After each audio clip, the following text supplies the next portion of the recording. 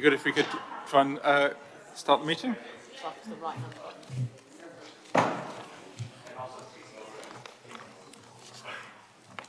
So before we actually start on the agenda, I would like to just sort of clarify something. We've made an announcement publicly about this, but I'd like to clarify it now. So that in the light of a letter that we received from the Mayor of Cambridgeshire and Peterborough and a statement that he made on Monday, the GCP is seeking an urgent meeting with him to clarify the comments and discuss a way forward. In the meantime, we have decided to defer consideration of agenda item 10, which is the Camborne to Cambridge scheme, for a future meeting.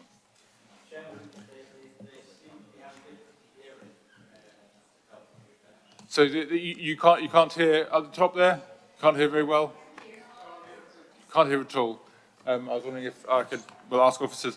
I haven't said anything profound yet, but we'll... Okay. So if I speak much closer to the microphone, does that help at all? Yes? Really close. Right. Okay. I shall try this. So we shall carry on. And if you really can't hear up there, then give us a wave. No, you still can't. You can't hear there. No. Okay. I'll go get someone. We've got these sort of housekeeping things to begin with, so we'll start off the meeting, and officers will see if we can improve the situation. First of all, we have the apologies for absence. We do have an apology from Claire Ruskin, who isn't able to be here. She has sent me some comments which I will refer to at the appropriate points in the meeting. Then we have declarations of interest. Are there any declarations of interest from Executive Board members? And obviously, it's possible to declare interests as we proceed at the relevant item in the meeting. Now we have the minutes of the last meeting. I will go through them page by page. If you could indicate whether you have any comments on the pages. So page 3, page 4, page 5, page 6, page 7, page 8, and page 9. And there's also the appendix of questions and answers which form part of the minutes. There are no objections, so everyone's happy that we adopt those minutes? Agreed. Thank you very much. So we have, we've received, this is public questions now, we've received 27 questions on items in the agenda.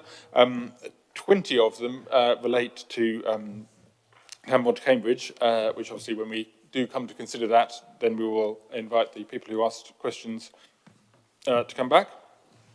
But it would seem redundant to take them now. So we have one question on the Citizens' Assembly, 3 questions on city access, 1 question on Greenways, and 2 questions on the quarterly progress report. And we'll be taking those questions when we get to the relevant item in the agenda. And then I will invite the people who are asking the questions to. Actually, we can use the microphones, can't we, in the for the questions, so people don't need to move at that point.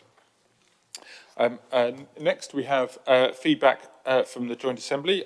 So I will hand over now to Councillor Wotherspoon to tell us briefly what was discussed at the Joint Assembly. Thank you. Yes, I'll be as brief as possible, Chairman, but we did have an all-day meeting lasting 6 hours, and it was a full turnout. And I think, to be fair to my members, I should be give as good account of them as I can manage. Thank you. Okay, so starting with item 2, I'll be very brief on that. It just says members were highly supportive of the Citizens' Assembly. We couldn't find anyone who could dissent from any part of the process or indeed have any difficulty with the recommendations. And it was great to have one of the members of the Citizens' Assembly give us her impressions of the experience. On to the item 3, public transport and city access strategy. When the minutes come out, you'll see there are 3 pages dedicated to this item, but I've given you 4.5. And the reason for that is that every single member of the Assembly contributed to that debate. It was a fabulous experience for me as chairman to witness all members of the Joint Assembly contributing fully to that discussion. And I was very proud to be chairman at the end of that discussion. I'm going to highlight 1 or 2 things, because as I say, there are 4.5 pages, and I do hope you have read all that feedback, because it really is excellent. So on page 21, it was emphasised that tackling congestion had been an integral part of the city deal and something all partners had signed up to. And more recently, the Cambridgeshire and Peterborough Independent Economic Review had identified Greater Cambridge's transport system as the single biggest obstacle to expansion of the region's economy and identified the Greater Cambridge Partnership as the right body to tackle it. Later on, there was discussion that we've been talking about congestion in and around Cambridge for 15 years and more, and that other cities in the country and indeed across the world have been moving faster on tackling this question than Cambridge. At the bottom of the page there, it was also noted that it wasn't just the Greater Cambridge Partnership that was exploring an income stream from demand management. The Cambridgeshire and Peterborough Combined Authority were also looking into it, for both to finance local contributions towards the Cambridgeshire Autonomous Metro's capital expenditure and towards an annual subsidy of the enhanced bus network that will be needed to supplement that system when it eventually materialises. Towards the end of the next page, one member representing the business community drew attention to correspondence from Cambridge Ahead, the Cambridge Network and the Chamber of Commerce, representing businesses within Cambridge and further afield, expressing support for a congestion-based charge. And at the bottom of that page, it was pointed out that those who commuted into Cambridge made rational choices about the mode of transport they took, and it was hoped to remove from the debate any desire to penalise car drivers merely because they chose to use their cars to get to work. And reference was made to data which supported the contention that travelling by car was a more competitive option than public transport based on overall generalised costs. Middle of the next page, 23, a debate on demand management and congestion had been going on in Cambridge for decades, and it was clear that there had been a governance failure in not reaching agreement on how to tackle the issue. The Citizens' Assembly had been very robust on that subject, and members highlighted comments made by them towards the end of the process, suggesting that if the local politicians couldn't get to grips with this, the public should get rid of the whole lot of them. Further down that page, there was, again, an observation that we should dispel the view that a congestion charge would be a tax on those who live outside the city because they can't afford to live in the high house prices in the city and have to come into Cambridge to work. And it was felt that that challenge that they face in both having to live outside the city but work in the city and generally speaking have quite low wages, that should be taken into account in taking any ideas forward. At the bottom of the page, it was noted that Citizens' Assembly had prioritised road closures. And I know the County Council is quite keen on an extension of the Cambridge Core Traffic Scheme. As we're witnessing at the moment, of course, there are some traffic closures in Cambridge, and so we have a live test of what might be possible should some road closures go ahead. And finally on this item, at the top of that page, and I think this is quite significant, the evidence presented to members provided a compelling case to do something. there is a danger that in attempting to cherry-pick the easy recommendations and avoiding the difficult ones, you fail to tackle the cause rather than the symptoms. It was important not to forget that there is a cost to doing nothing because people sitting in traffic jams cost money. And at this point, Chairman, with your leave, I'd like to invite the Vice Chairman, who had a key role to play in that meeting, to reinforce what I've just said and fill in the gaps, which I'm sure he feels I've left out. Chair, with your permission, could I make a contribution when you get to this agenda item? Yes. Okay. Yes. Oh, okay. Well, in that case, I'm not sure because I also have another member of my assembly team behind me, and I was going to bring in her at this stage. But given what's just happened, how would you like to play that? Okay. Fair all right. enough. Then in that case, we'll wait to hear from them later on that. Okay. Right. Right then. On to Greenways. There was general support for these, and you're going through them, you're cycling through them in future meetings, and in this case it's the water, beach and full-borne schemes. There are one or two details which I think have been ironed out between the Joint Assembly report and your report here. On the quarterly progress report, item 5, at the previous meeting... I have a question about the Citizens' Assembly. I would like to know why the members of the Citizens' Assembly were instructed to disregard matters of climate change. Okay. That is a reasonable question. I think the most appropriate thing would be to address that when we come to that item in the agenda, if that's okay. But I think that deal with it now, please.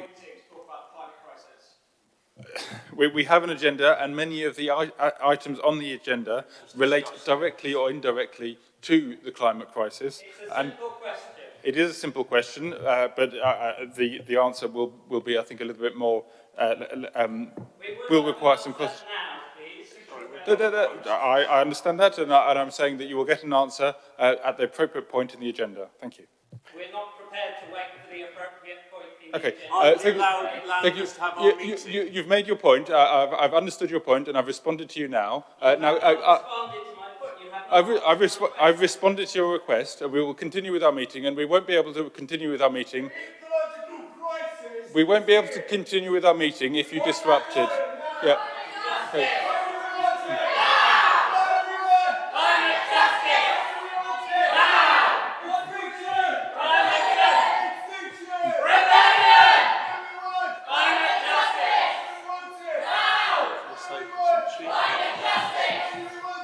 Okay.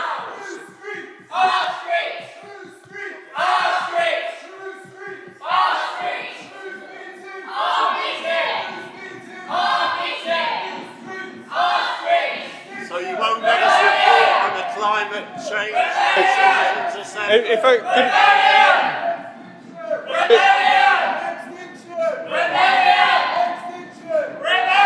could I respond? I would like to continue with the meeting. We would not be able to continue with the meeting with this level of disruption. And if we can't continue with the meeting, we won't be able to discuss. Yeah, it is a simple question that is not a simple answer.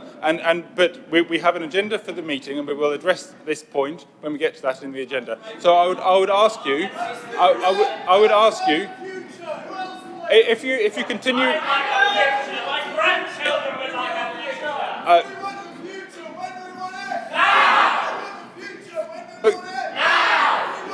But there's nothing that you've said so far that I disagree with. However, we won't be able to proceed with our business if you continue to interrupt us. Okay.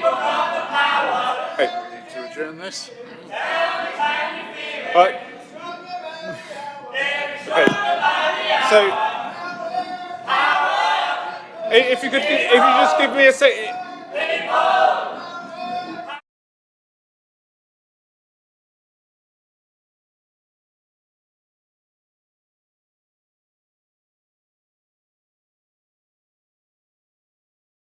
We've got to before us, including addressing your question.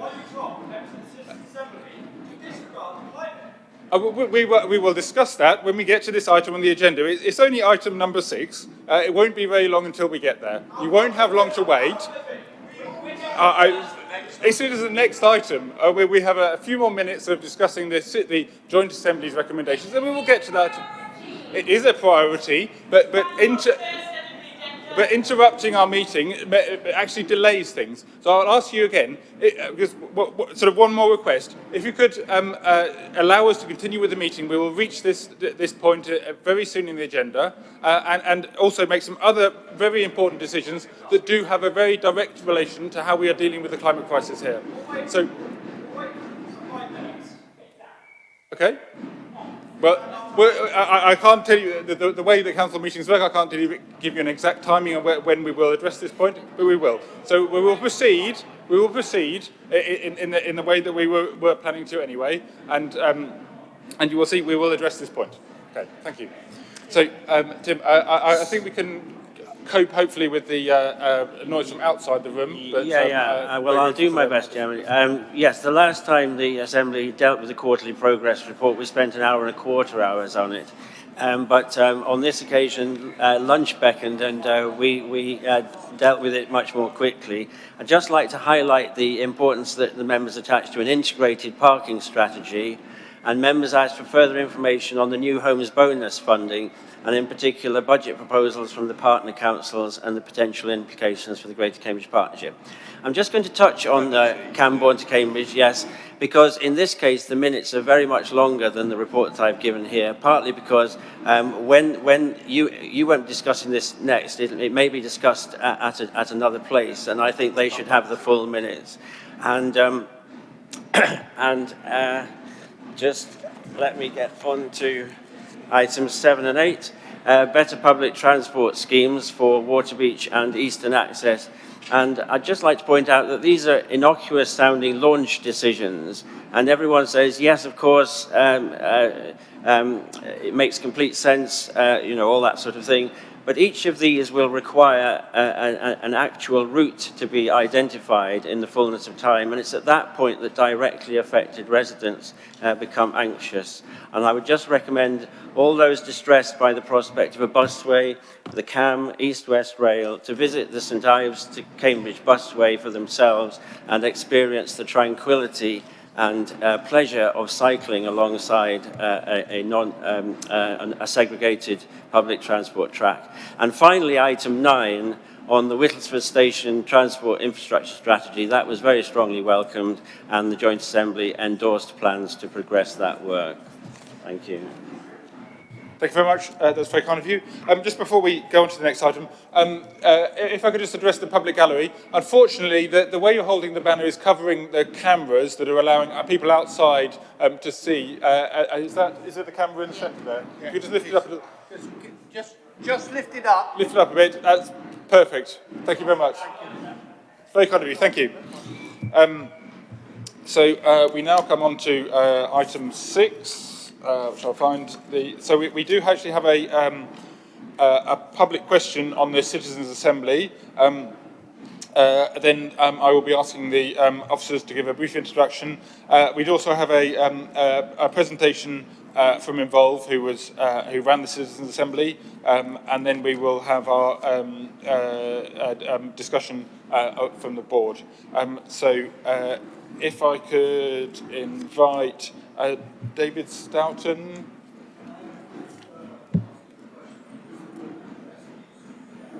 Was your question the same as the question from the public gallery?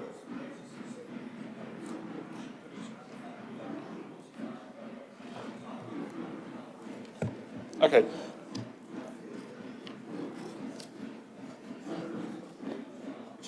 Which I think needs to be met at this point before we proceed. Okay. If I may, yes. I will ask it afterwards. I'd still like to. Okay. If you just thank you. Bear with me a sec. Take this, could you use that one?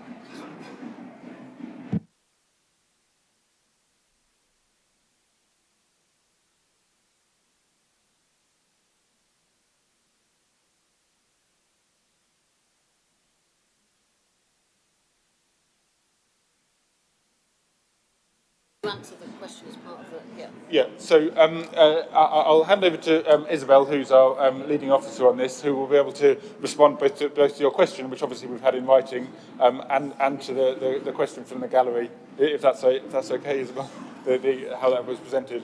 And obviously, I'm sorry, what was that? yes, so Isabel, the lead officer on this question, will now respond to both to your question and to the question from the public gallery, sort of given it sort of start. So you want to try and deal with them simultaneously? Yes, and obviously it will be. I'll be brief then, because I think it's very important that we get round. Yeah, I would just like to have a brief. I would just like to have a brief pause while we see if we can solve the acoustic issues so that we can all hear the answers to this. I'm not sure if you can transmit to colleagues outside that the music is making it very difficult for anybody to hear any answers. So obviously we do want to hear the answers to these questions. You couldn't hear before the drumming. Well, yeah. Well, okay. Yeah. Okay. So. Adjourn the meeting for Okay. And so I'm going to adjourn the meeting briefly to see if we can improve the acoustics, either both by improving the acoustics of the public gallery and preventing any other disturbances, and we will resume. Yeah, but it'd be difficult to answer your question if nobody's able to hear it. So I'm going to try and solve the problem of how we ensure that everybody can hear the answers. So people in the chamber cannot hear the answers that are being given. You have asked us to consider your answer. Unless you are able to stop the drumming, then we are not able to address that issue. No, the meeting is not ending. Can you hear me better now if I hold it right up to my mouth like this? Okay. Right. So, would it be possible, before we get on to the actual answers, to see if you would be able to ask colleagues outside to pause the drumming for a while, and then that will help everybody else to hear the answers. It's not a negotiation. It's not a. If we can't currently, the people in the chamber can't currently hear the answers. If we can't stop the drumming, then we can't answer the questions. That's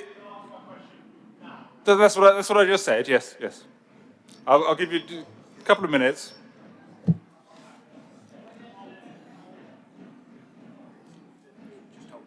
Yeah.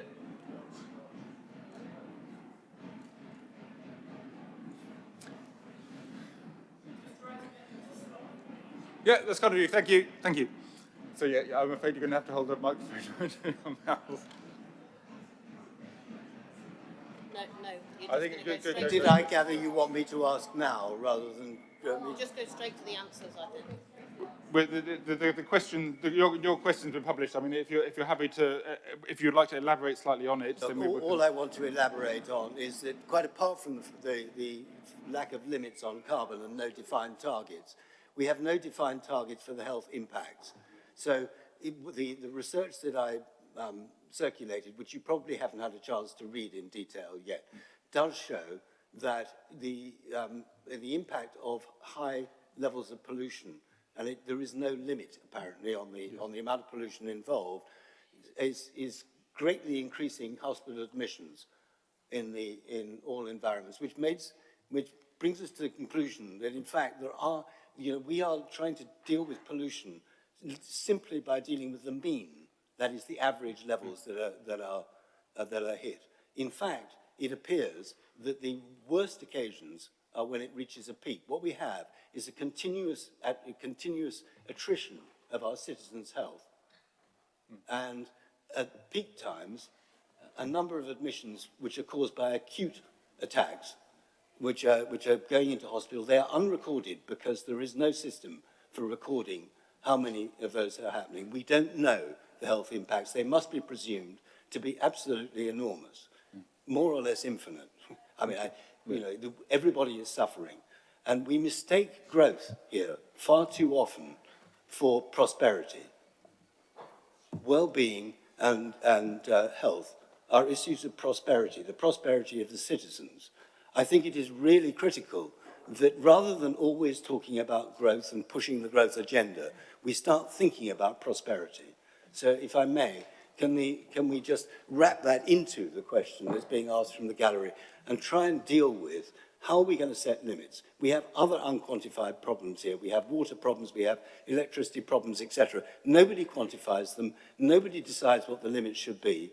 We just wade into this stuff. I was actually informed by the traffic commissioners of the council, of the county council the other day. They would do nothing about the congestion that is in the road leading up to the station, Great Northern Road, which is where I'm from, until there was a crisis point. We don't know what that crisis point would be. We don't know when it would get declared. But when there was a crisis, they would deal with it. We cannot keep raiding round, waiting for a crisis before we act. Anyway, yep. That was... Thank you very much.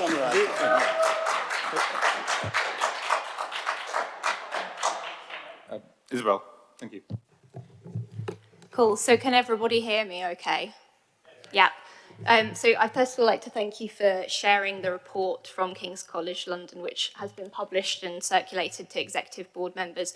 And I think it's clear that this study does add to the evidence for the impact of pollution on public health and the need to address air quality issues. And the executive board have agreed that improving air quality should be a key consideration in this work. And the Citizens' Assembly also specifically considered it. And the paper that the board is going to discuss later this afternoon looks at some of the interventions that could be taken, and the board will be discussing the next steps for that work. On the question from the gallery about the Citizens' Assembly and the climate crisis, the Citizens' Assembly were not asked to disregard the climate crisis. In fact, as part of the evidence on the first day, they were given a presentation about climate change and its link with transport and the impacts of climate change on our planet. What we were clear about, though, is that the question that the Citizens' Assembly addressed was a question that was for the Greater Cambridge Partnership. The Greater Cambridge Partnership is responsible for transport schemes in the area, and that is kind of the body that the Citizens' Assembly was reporting to. So it wasn't appropriate for the Citizens' Assembly for the GCP just to address the key question of climate change. So it wasn't that climate change wasn't a factor in the Citizens' Assembly, but the question the Citizens' Assembly was answering wasn't just about climate change. Thank you very much indeed. Thank you. Somebody who went to that assembly, and they said that they were specifically asked not to talk about climate. So this is, how can you explain that? I was at the Citizens' Assembly for part of it, and that was definitely not how it was expressed. It was to do with the as Isabel has said, to do with the outcomes of the Citizens' Assembly. That it needs to look at issues that were within the control.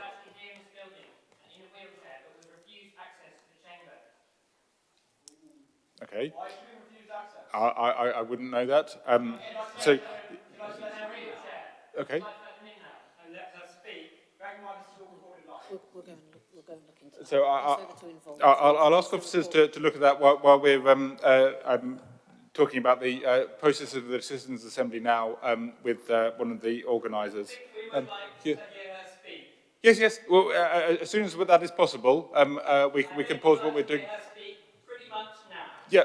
Yes. As soon as that is possible, I think we can pause and do so.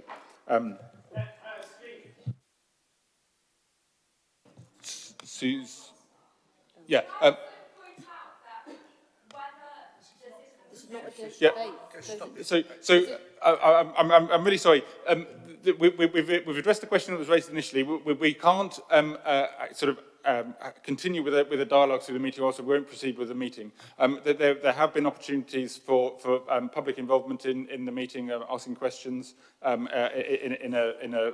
a procedure for that, and we've got several questions from members of the public.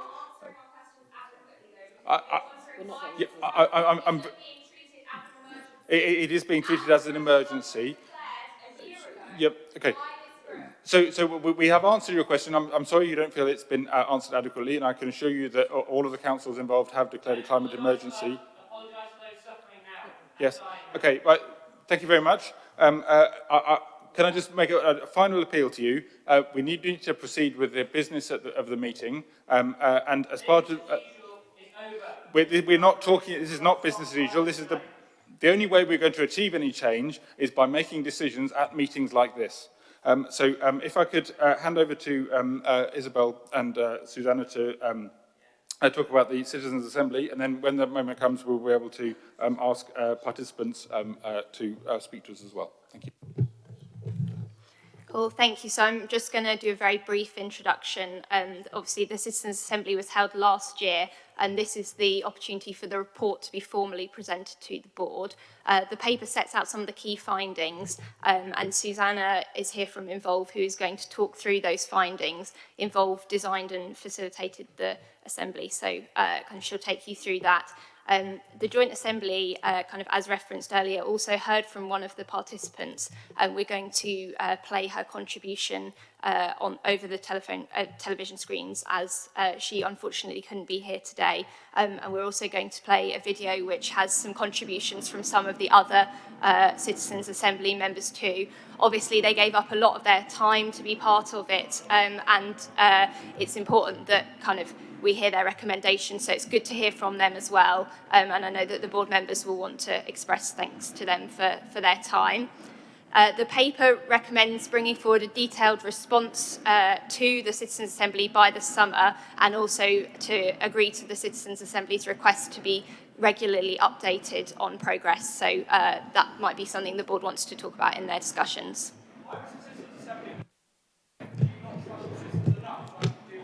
Okay, we can't be answering questions ad hoc from the assembly, from the gallery, I'm afraid. Thank you, Susanna.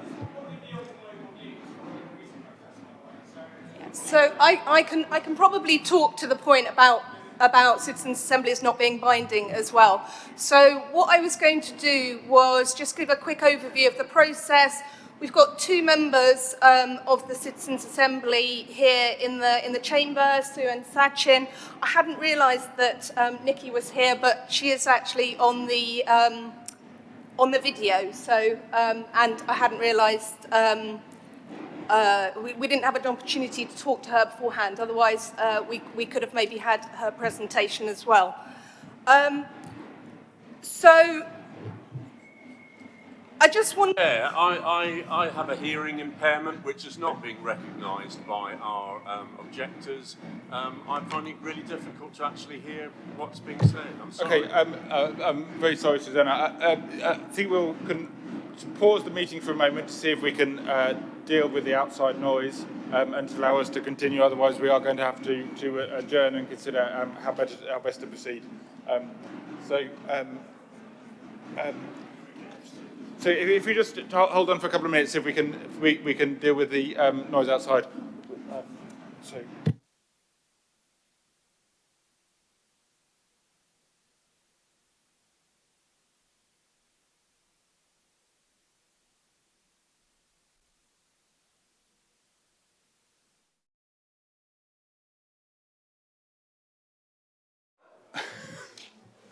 Right.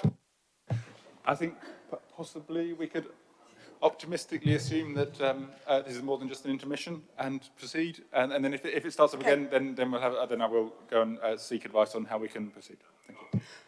Okay, is that a bit better? So just to remind you that... Sorry, no, looks like it was just a... It'd be really good, really good if we could do the session, because then we can find out more about the Citizens' Assembly. No, they're not interested in the Citizens' Assembly. Having attended large parts of it myself, the Citizens' Assembly was fantastic, and I certainly do want to hear more about it. If you just hold on for just a second, see if we can see.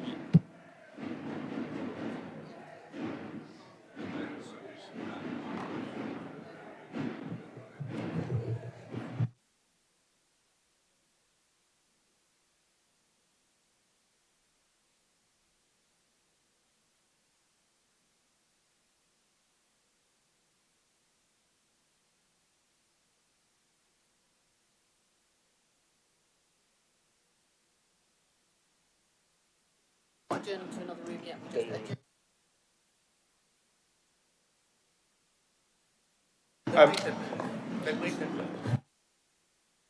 So I'm going to adjourn the meeting for 10 minutes while we work out how we can proceed with the business of the meeting. So nothing is going to happen within the next 10 minutes, and in 10 minutes I will come back and announce how we are going to proceed.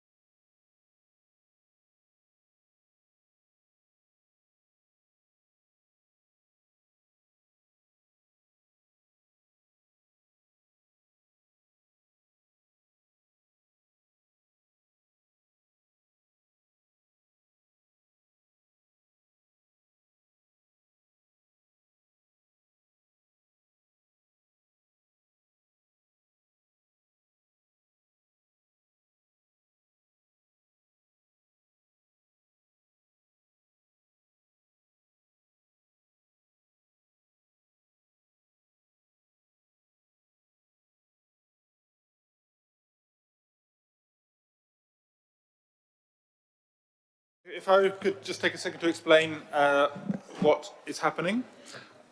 So we will, if the disturbance that we've had previously continues, then we won't be able to proceed, and I think it would stopping and starting again isn't a good idea.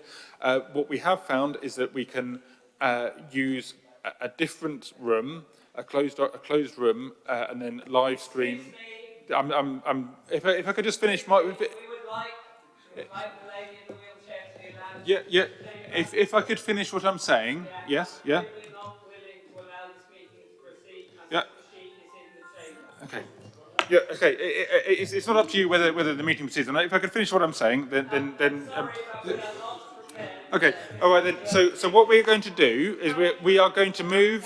We're going to move to another room that is closed off. That is live streamed into the room outside, the Chris Pearson's room. It will be